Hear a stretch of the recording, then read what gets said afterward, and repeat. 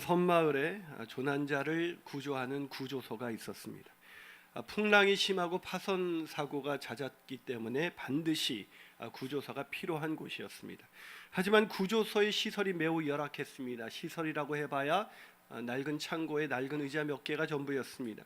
그러나 이 구조소에는 아주 헌신적인 사람이 몇 사람이 있었기 때문에 늘 구조를 성공적으로 이렇게 이루어냈습니다. 그러자 이 구조소가 유명해졌고 사람들이 몰려들기 시작했습니다. 돈 가진 사람, 학식 가진 사람, 동네에 그런 유명한 사람들이 다 몰려들기 시작했습니다. 사람들이 몰려들자 이 구조소는 일양 면모를 일신하게 되었습니다. 구조를 위한 배도 준비하게 됐고요, 건물도 갖게 됐고 소파와 의자도 준비할 수 있게 되었습니다. 하지만 구조소가 좋아지자 사람들은 생각이 바뀌기 시작했습니다. 그것은 이제 구조보다는 우리의 사교가, 교제가 더 중요하다고 생각하기 시작한 것입니다. 사람들은 편안한 의자와 소파에서 함께 어울려 교제하면서 오락을 즐기는 것을 낙을 삼기 시작했습니다. 그런데 바로 그 무렵 큰 여객선 하나가 근처에서 파손하고 말았습니다. 하지만 사람들은 여전히 교제에 열중할 뿐 구조에는 전혀 관심이 없었습니다. 몇 사람이 항의가 있자 그 사람들은 예산이 넉넉했기 때문에 사람을 사서 구조를 시킬 뿐 그들은 전혀 구조에 참여하지 않았습니다. 이 광경을 더 이상 참을 수 없었던 두 사람이 이 구조소를 떠나서 새로운 구조소 하나를 마련했습니다. 역시 열악했습니다. 여러 낡은 작은 창고 하나를 빌려서 그들은 예전 사람들이 그랬던 것처럼 그렇게 열악한 시설 가운데 구조를 하기 시작했습니다. 그러나 그 두 사람의 헌신적인 구조는 사람들을 살리기에 충분했고 이 구조가 자주 된다는 이 사건이 알려지자 많은 사람들이 몰려들기 시작했고 구조소는 면모를 일신했으며 그 구조소 시설은 매우 좋아지기 시작했습니다.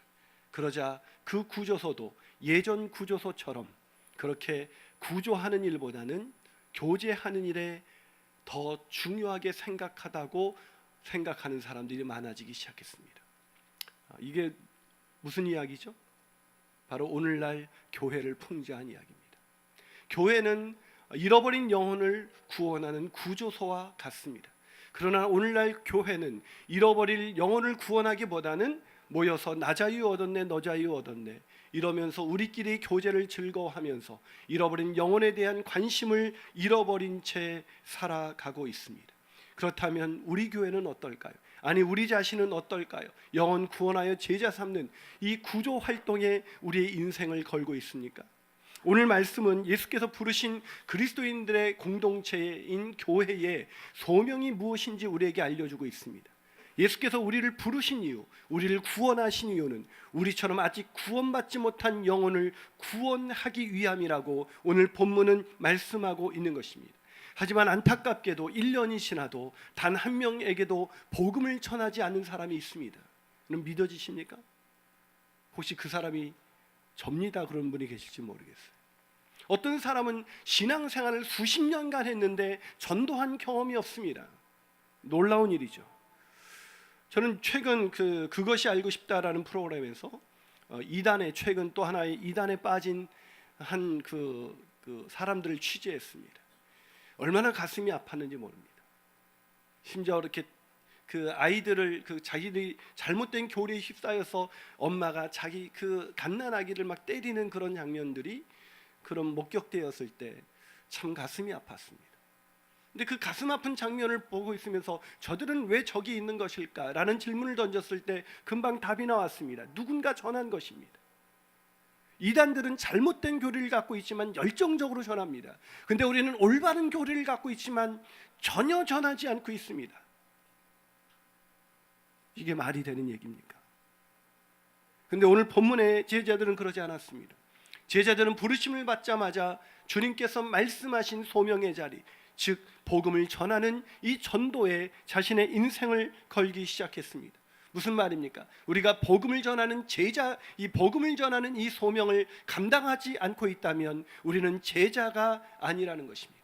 우리는 교회도 아니라는 것입니다. 우리가 교회라면, 우리가 제자라면 우리는 반드시 죽어가는 잃어버린 영혼을 구원하는 일에 우리의 소명으로 알고 그 소명을 위해서 우리의 인생을 드리는 것, 그것이 우리의 공동체의 할 일이고 저와 여러분의 할 일이라는 것을 믿게 되시기를 주님의 이름으로 축원합니다.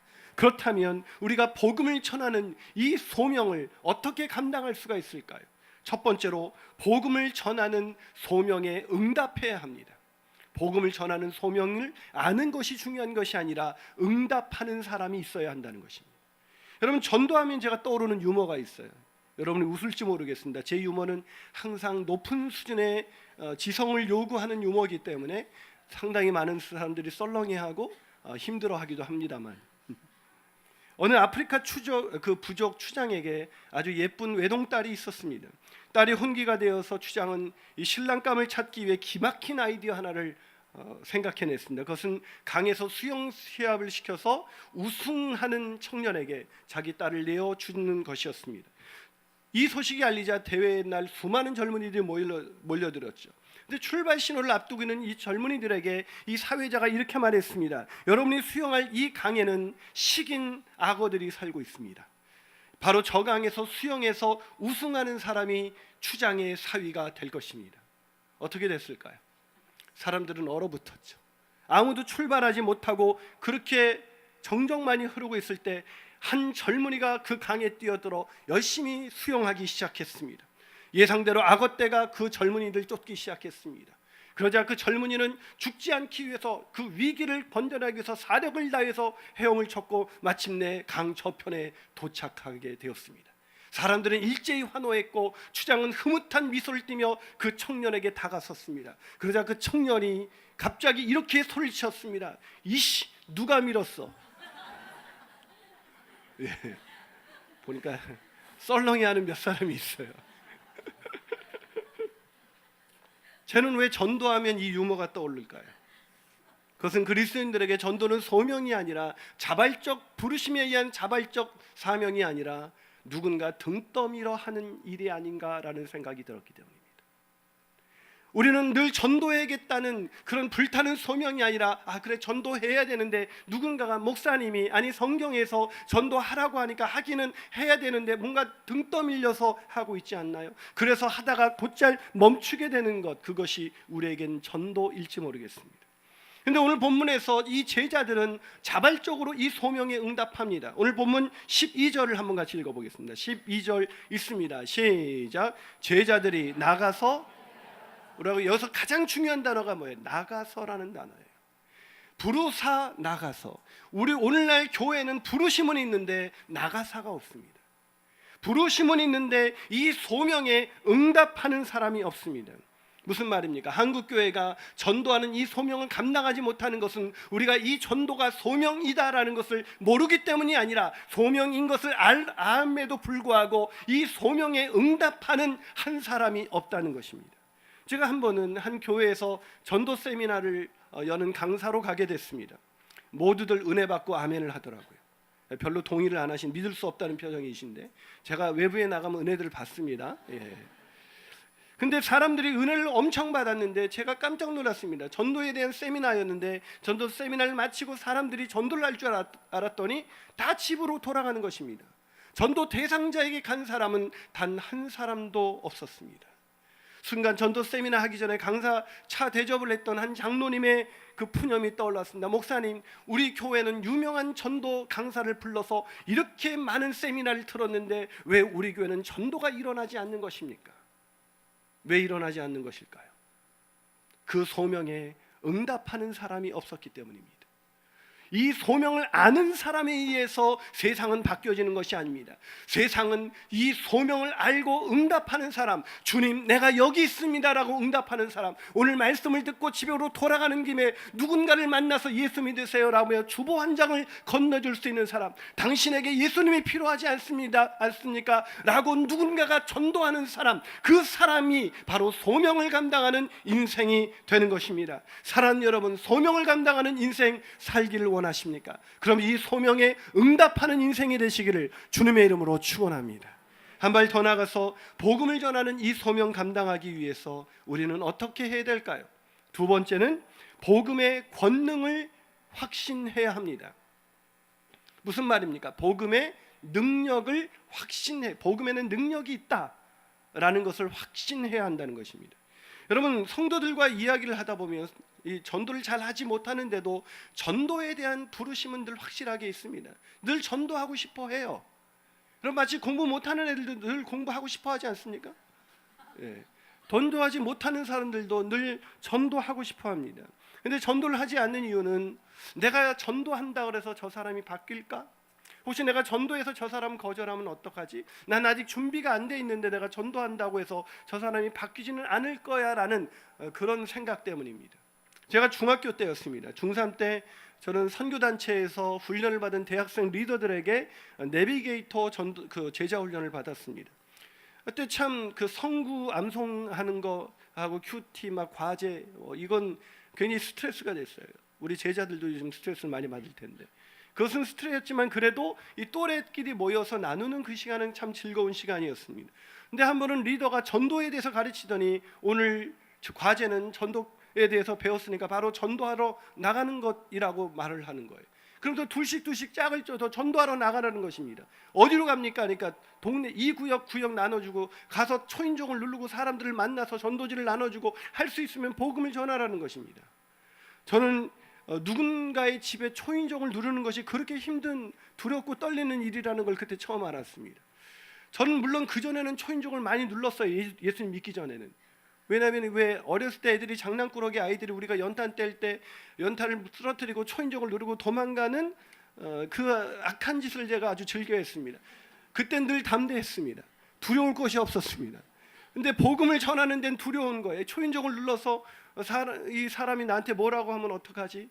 그런데 이 한 자매하고 저는 짝이 되는데 둘이 말해도 누가 먼저 전도할까? 걔가 나한테 이렇게 묻더라고요. 그래서 제가 lady first 이렇게 얘기했습니다. 예. 그랬더니 걔가 네가 먼저 하라는 거예요. 남자 체면에 뭐 자매가 이렇게 얘기하는데 어떻게 합니까?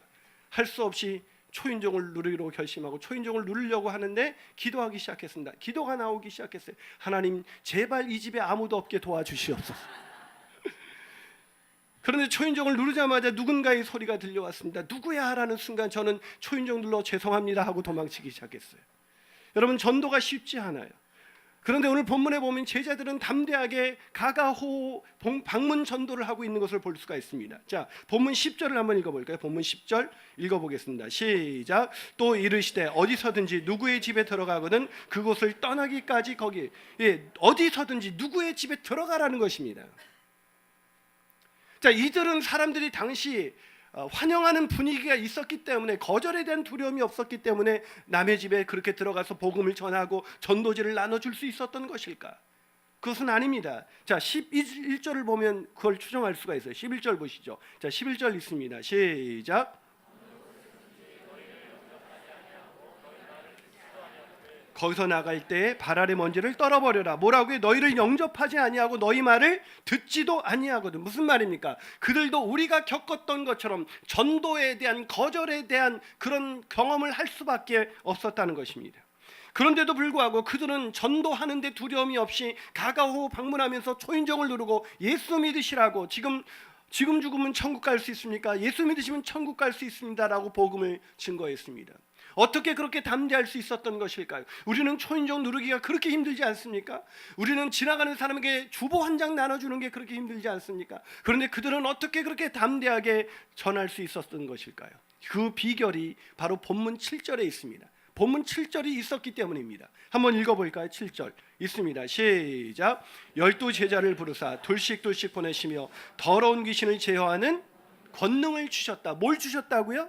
권능. 어떤 권능입니까?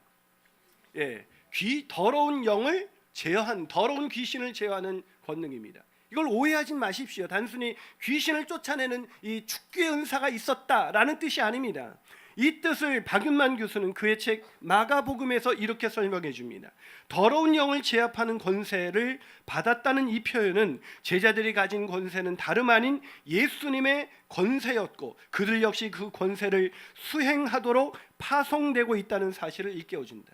무슨 말입니까? 이 더러운 귀신을 쫓아내는 이 제압하는 권세는 바로 예수님의 권세, 죄와 허물로 망가진 죄와 허물로 사로잡힌 그 영들을 제압할 수 있는, 다시 말해서 복음의 능력으로 그 악한 영에게 사로잡힌 그 모든 사람들을 죄에서 자유케 할 수 있는 복음의 능력을 그들에게 주셨다는 것입니다. 예수님의 권세가 그들에게 부여된 것입니다. 그 권세가 사랑하는 여러분, 우리에게도 있다는 것을 믿으십니까?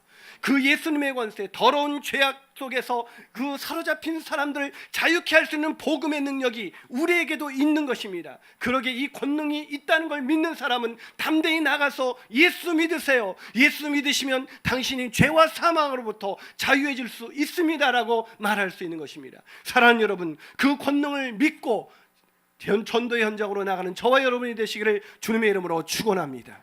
마지막으로 복음 전하는 소명 감당하기 위해서 우리는 어떻게 해야 될까요?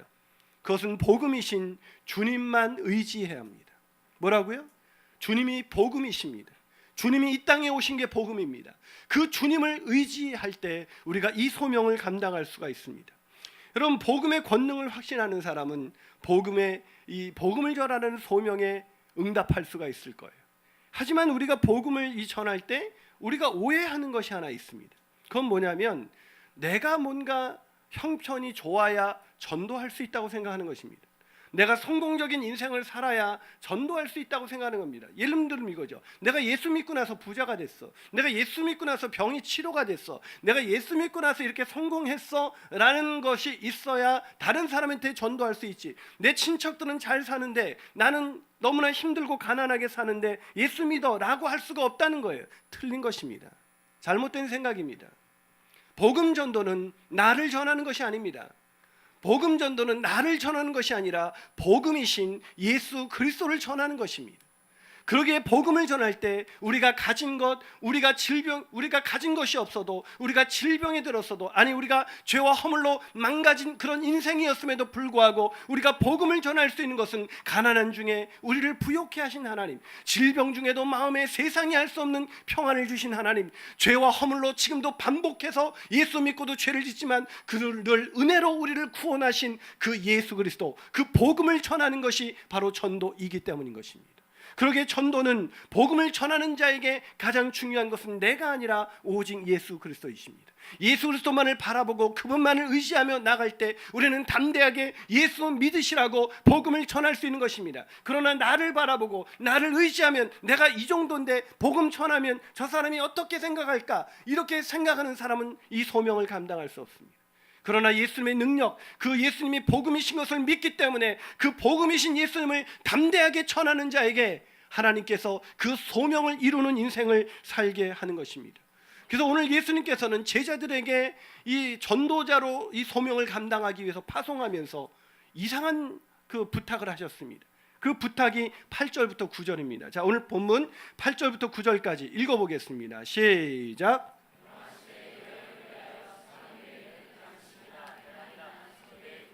아무것도 가지지 말며 신만 신고 두 벌의 옷도 뭐라고요? 여행하는데 아무것도 가지고 가지 마라. 이게 말이 돼요? 여행에 필요한 것 아닙니까? 전도하려고 해도 이런 게 필요하지 않아요? 안 필요해요? 전도에도 이런 것이 있어야 전도를 할 수가 있죠. 그런데 왜 예수님께서는 그들을 파송시키면서 그들을 오히려 챙겨주셔야 되는 예수님께서 아무것도 지팡이 외에는 가져가지 말라고 말씀하고 있는 것일까요? 그것은 예수님께서 이 전도자로 사는, 이 소명자로 사는 이 소명의 길이 예수님만 의지하는 길인 것을 가르쳐주기 위함이셨던 것입니다. 여러분, 오늘 제가 이 말씀을 보면서 8년 전 개척할 때가 떠올랐습니다. 그때 개척 비용이 너무나 턱없이 모자랐던 저는 그 비용을 어떻게 충당할까 이렇게 이리저리 머리를 굴리고 있을 때였습니다. 아무리 생각해도 답이 나오지 않는 거예요. 아무리 생각해도 답이 없이 낙심하고 있는 저에게 예수님께서, 하나님께서 저에게 이렇게 말씀하셨습니다. 김 목사, 넌 왜 나를 바라보지 않니? 김 목사, 나만 바라봐. 나만 바라봐. 그 음성이 들리는 순간 제 마음속에서 그동안 계산기를 뚫으면서 어떻게 개척을 할까라고 생각했던 제 마음속에서 주님만 바라보게 되었습니다. 그래서 말도 안 되게 31명이 개척하는 개척 비용도 없는 그 상황에서 어쩌면 사람들이 무모해 보이는 그 개척을 시작할 수가 있었던 것입니다. 그런데 이제 8년이 지난 지금 동탄 개척을 앞두고 저는 의지할 것이 많이 생겼습니다. 8년 전 개척할 때는 31명밖에 없었는데 이제는 1000명이 넘는 성도가 있으니까 제 마음속에 이들과 함께라면 할 수 있겠다라는 생각을 갖게 되었습니다. 그런데 이 동탄 개척을 앞두고 여러 가지 어려움과 난제가 오기 시작했습니다. 결국 사람을 의지할 수 없는 그 지경에서 제가 고민하고 있을 때 주님은 다시 한번 나타나셔서 저에게 이렇게 말씀하셨습니다. 김 목사, 왜 나를 바라보지 않니? 김 목사, 왜 나를 바라보지 않니? 사랑하는 여러분, 우리가 이 소명의 길을 걸어갈 때 우리에게 필요한 것은 세상의 돈이나 건강이나 사람의 인맥이나 우리의 필요한 어떤 것들이 아닙니다. 우리가 소명자로서 이 길을 걸어갈 때 우리에게 필요한 것은 오직 예수 그리스도, 나를 사랑하사 나를 위하여 자기 몸을 아낌없이 내어주신 그 주님만을 바라보고 나갈 때 우리는 복음의 능력을 가지고 소명에 응답하는 그런 놀라운 인생을 살아갈 수가 있는 것입니다. 그 소명에 응답하는 인생 살아가게 되시기를 주님의 이름으로 축원합니다. 요즘 목회자들과 모임을 종종 가질 때가 있습니다. 그럼 목회자들이 모여서 하는 얘기가 무슨 얘기인지 아세요? 하나님의 살아계심과 하나님이 이번 목회 상황 가운데서도 하나님이 어떻게 일하셨는가를 간증하지 않습니다. 목회자들도 안타깝지만 모이면 푸념을 늘어놓기 시작합니다. 요즘은 돈 없으면 안 돼, 돈 없으면 개척도 안 돼, 돈 없으면 목회도 안 돼 라는 얘기를 하기 시작합니다. 얼뜻 들으면 맞는 얘기 같습니다. 왜냐하면 실제적으로 신도시에서 한 교회를 개척하기 위해서는 적지 않은 돈이 드는 것이 사실이기 때문입니다. 그렇기 때문에 돈이 없으면 한 칸도 얻을 수 없는 그런 목회자들 사이 속에서 돈 없으면 안 돼 라는 말은 어쩌면 충분히 공감이 가는 얘기였기에 저도 그런 얘기를 합니다. 어떻게 보면 교회가 잘 되기 위해서는 건물이 필요하고 그 건물을 짓기 위해서는 돈이 필요하기 때문에 이제 돈 없으면 안 되는 게 맞아. 어처구니 없게도 저도 그렇게 동의하면서 목회자들과 이야기를 나눈 적이 있습니다. 그래요, 전도도 돈 없으면 안 돼 라는 그런 시대가 되어버리고 말았습니다. 그러나 그런 시대 속에서 주님은 돈 없어도 주님만 의지하며 그 전도의 소명을 걸어가는 그 한 사람을 간절히 찾고 있는 것입니다. 그 전도자를 한번 영상으로 소개하고자 합니다. 영상을 한번 보시죠.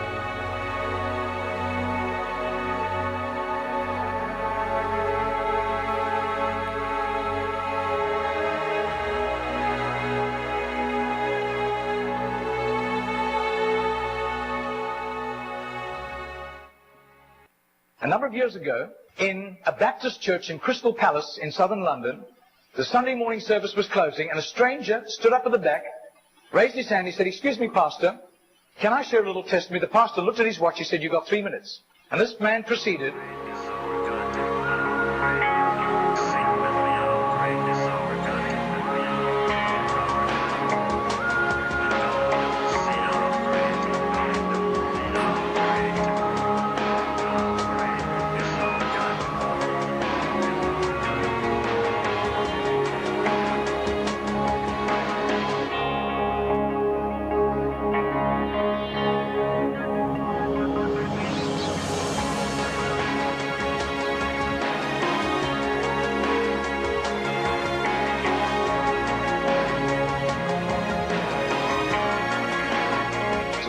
Now, this London preacher flew back to the UK and was speaking at the Keswick Convention in the Lake District. And he threw in these 3 testimonies. At the close of his teaching session, 4 elderly pastors came up and said, we got saved between 25 and 35 years ago, respectively, through that little man on George Street giving us a tract and asking us that question.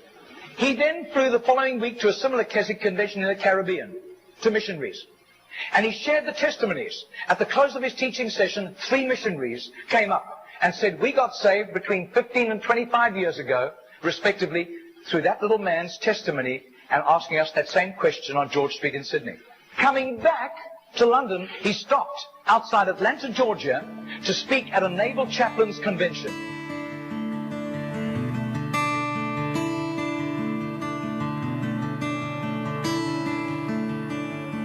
Six months later, flew to do a convention for 5,000 Indian missionaries in a remote corner of northeastern India. And at the end, the Indian missionary in charge, a humble little man, took him home to his humble little home for a simple meal. And he said, how did you, as a Hindu, come to Christ? He said, one bout of diplomatic service took me to Sydney. And I was doing some last-minute shopping laden with parcels of toys and clothing for my children, walking down George Street. And this courteous little white-haired man stepped down in front of me, offered me a pamphlet, and said, excuse me, sir, are you saved? If you die tonight, are you going to heaven? The splendor of the King, clothed in majesty. I do. His name is Mr. Genord, but I don't think he does it anymore. He's too frail and elderly. Joys, he wraps himself in light, and darkness tries to hide, and trembles at his voice, trembles at his voice. How great is our God? Sing with me, how great is our God? And all will see how great is our Margarita did a little count. That's 146,100 people. That simple little nobody except a little group of Baptists in southern Sydney knew about Mr. Genord. But I'll tell you, his name was famous in heaven.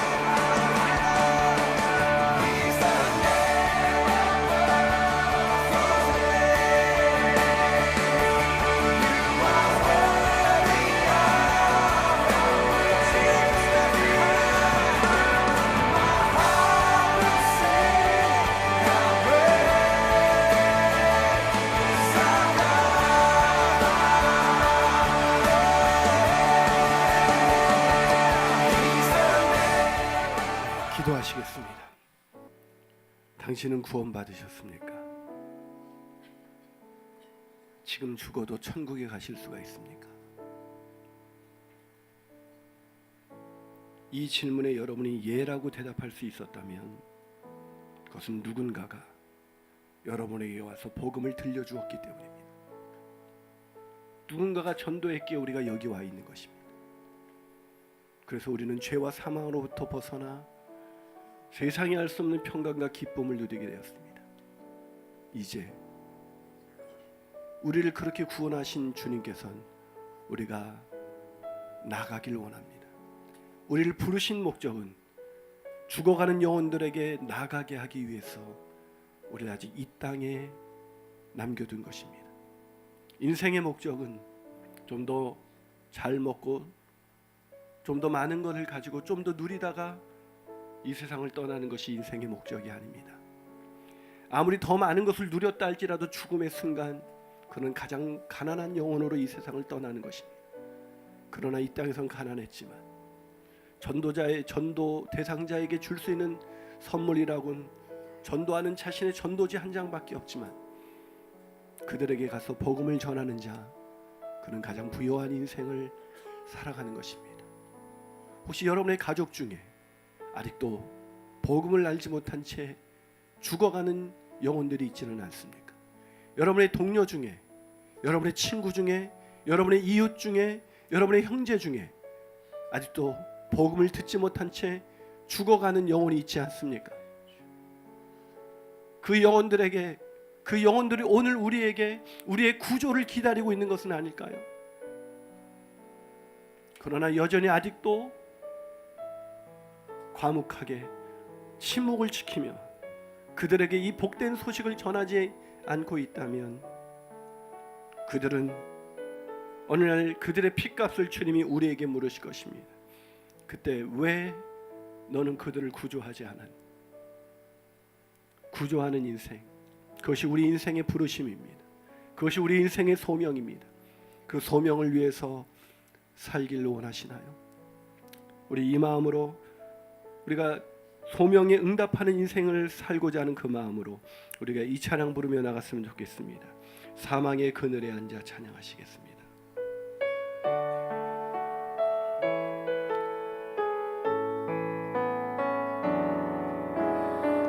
사망의 그늘에 앉아 죽어가는 나의 백성들 절망과 굶주림에 갇힌 저들을 내 마음에 오랜 슬픔 고통의 멍에 매여 울고 있는 나의 자녀들 나는 이제 일어나 저들의 멍에를 꺾고 눈물 씻기기 원하는데 누가 내게 부르짖어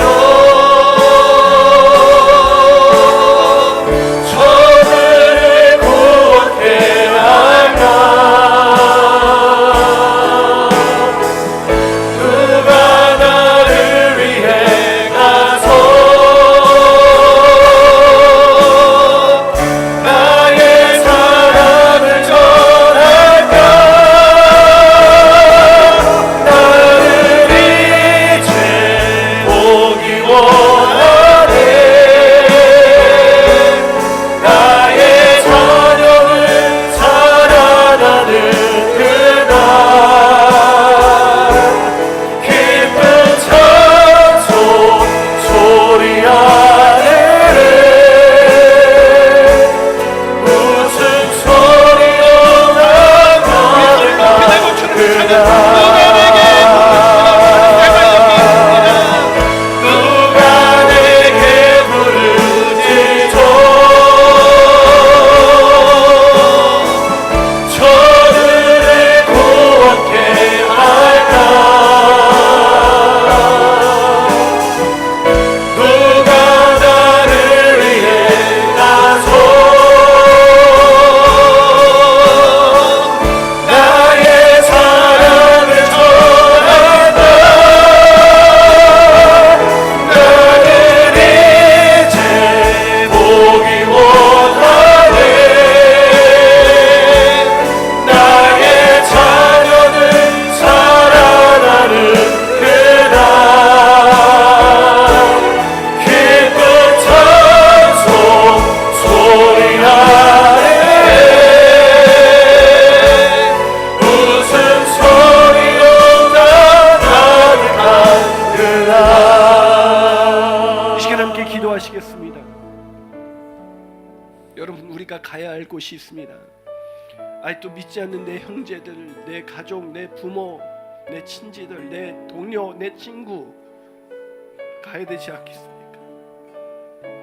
지금도 죽어가는 수많은 영혼들이 있습니다. 우리 교회가 존재하는 것은 그 사람들에게 밥을 주기 위한 것이 아닙니다. 교회가 이 땅에 존재하는 이유는 그들을 구원하기 위한 것입니다. 죄와 사망, 어둠의 그늘에서 살아가고 있는 그들, 부유한 것 같지만 가난한 그들을, 평안한 것 같지만 근심과 염려와 두려움과 낙심 속에 살아가는 그들을 구원하기 위해서 하나님이 우리를 부르신 것입니다. 그러게 우리는 가야 합니다. 이 소명에 응답해야 합니다.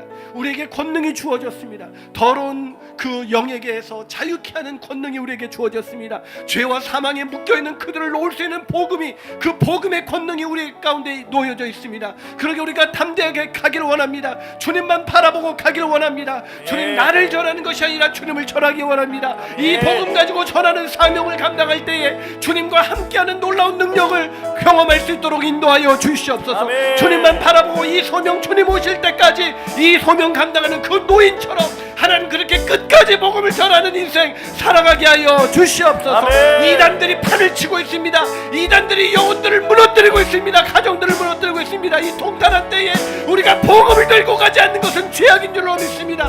전도하지 않는 죄를 짓지 않게 하여 주옵시고, 전도의 소명을 감당하는 축복을 누리게 하여 주시옵소서. 아멘. 우리 함께 주님 한번 부르고 통성으로 기도하시겠습니다. 주여,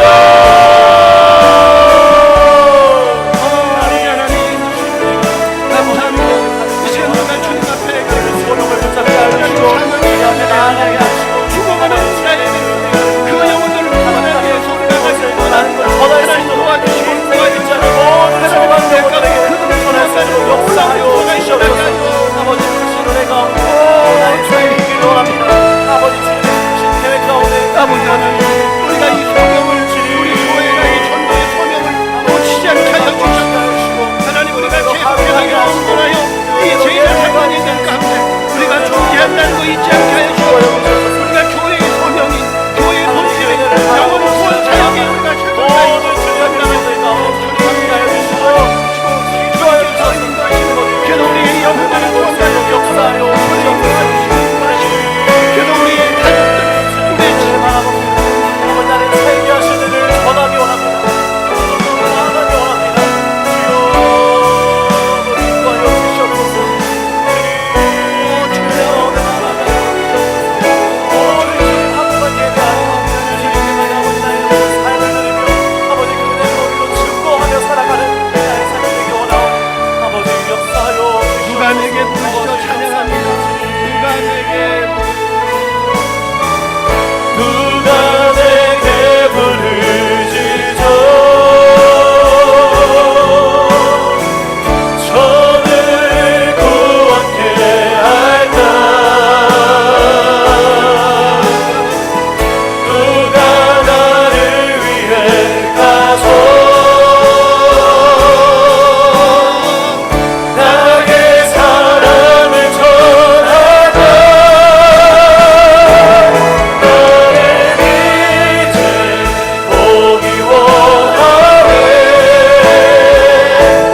나의 자녀는 살아나는 그날 기쁜 찬송 소리하네. 웃음소리여 난 나를 그날. 하나님 아버지, 우리 교회가 구조를 위해서 존재한다는 것 잊지 않게 해 주십시오. 아멘. 우리끼리의 교제, 우리끼리의 만남, 우리끼리의 사교에 취해서 복음을 전하는 일을 늘 미루며 살아갔던 죄를 회개합니다.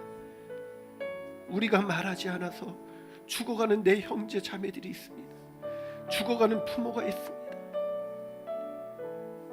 하나님, 죽어가는 내 친구들, 내 친지들, 우리의 이웃들, 그들에게 우리가 가기를 원합니다.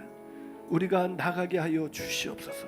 부르신 이유가 나가게 하심이라는 걸 기억하게 하셔서 나가는 그런 축복된 매일을 살게 하셔서, 우리의 능력이 아니라 주님, 우리는 결실하지 못하는 것 같지만 우리가 전할 때에 하나님의 때에 가장 아름다운 말, 그 방법으로 주님께서 그들을 구원케 하실 줄로 믿습니다. 아멘. 그 믿음 안에서 담대히 복음을, 그 권능을 가지고 전하는 우리가 되게 하시고, 복음을 전할 때 낙심할 때마다, 힘들 때마다 주님만 바라보고 이 사명을 끝까지 감당하는 우리 모두 되게 하여 주시옵소서.